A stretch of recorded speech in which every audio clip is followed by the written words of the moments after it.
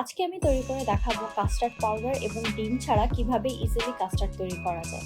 তো প্রথমে একটি প্যানে আমি 2 লিটার লিকুইড দুধ দিয়ে দিলাম।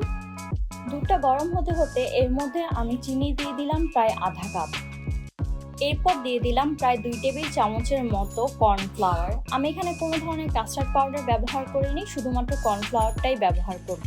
একটি হুইস্কের সাহায্যে আমি দুধের সাথে সবকিছু ভালো করে মিক্স করে নেব এবং কন্টিনিউয়াসলি নাড়াতে হবে।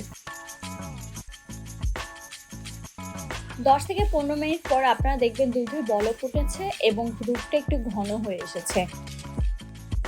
যেহেতু আমি অলমোস্ট কাস্টার্ডের ফ্লেভারটা পাচ্ছি, তাই আমি এখানে ভ্যানিলা এসেন্স ব্যবহার করছি না।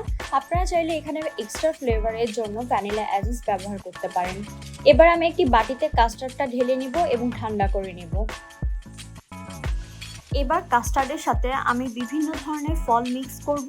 এখানে আমি বেদানা, আঙ্গুর, কলা এবং আপেল নিয়েছি। আপনারা আপনাদের পছন্দ মতো ফল ব্যবহার করতে পারেন।